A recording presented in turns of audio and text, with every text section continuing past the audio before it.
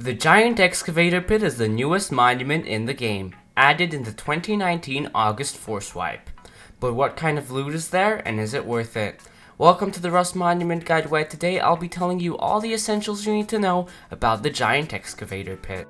This video was recorded a week in advance as I'm on holiday right now, so there might be a few minor inaccuracies in this guide. Before talking about anything else, I'll show you the layout of the giant excavator pit. Here is the main engine room. This is one of the collection piles, and this is the other. And this is the front of the excavator, where you can find two control consoles. Before going to the excavator, you need to get some diesel, which the excavator runs on. You can get diesel either by buying it from the outpost for 300 low grade, or getting it from the top of the dome, where it spawns in barrels which can be picked up with your use key. The giant excavator pit is a little bit radioactive, requiring just 10 radiation protection to go to, so basically all gear sets are fine, even full burlap clothing. The reason you should come in a PvP gear set though is the scientists that guard the excavator. There are a total of 18 scientists guarding it, each having 160 health. The large amount of health means that you should bring a Thompson or a custom SMG, or a semi-automatic rifle at least, or any automatic tier 3 weapon. In terms of weapons, the scientists use MP5s and LR300s and are highly accurate, so you should be stocked up on meds and should come in some form of battle-ready armor. Their loot is similar to the loot of scientists at the military tunnel, but they tend to drop pistol bullets and rifle ammo more frequently. In terms of battle strategy, they tend to push you really aggressively, so when reloading or healing up, make sure that there aren't any more close by or bring a friend along so one of you always has the other's back. Because of this, I 100% recommend you coming in at least a group of 2. This monument can be approached in 2 ways, either on foot, in which case you should attack from the smaller tower, or you can also come by helicopter, which you can land on top of the excavator, but this can be buggy at times, so your minicopter might explode if left on top of the excavator while it's running. Once you've cleared out the scientists, you should head over to the engine room, where you'll find a large fuel tank into which you should load your diesel, with a maximum of 20 diesel loaded at a time.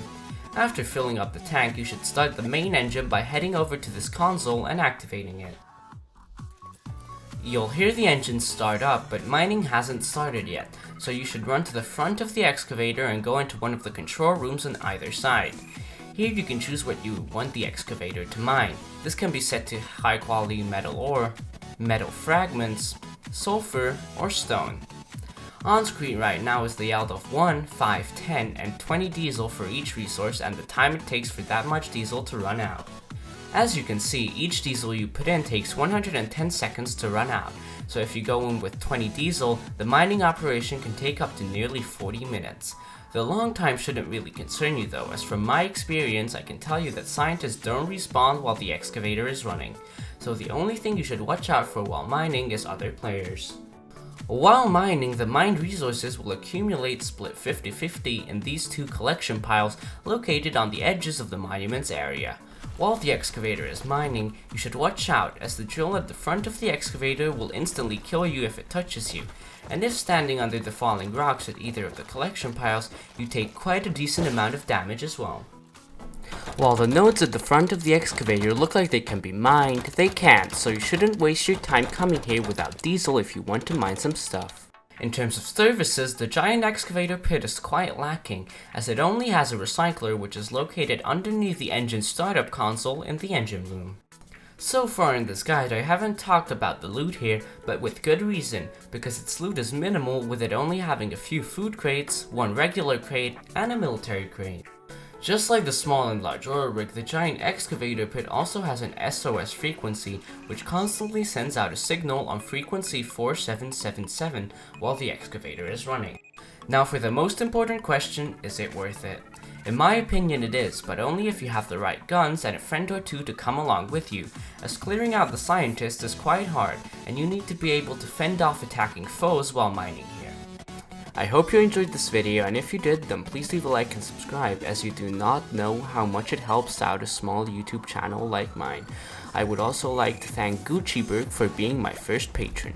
If you really like my content and would like to be mentioned at the end of my videos, consider becoming one of my patrons on patreon.com/thememishgamer. And thank you guys so much for over 700 subscribers. Let's keep going. Also, if you have any questions, then you can join my Discord server and ask me.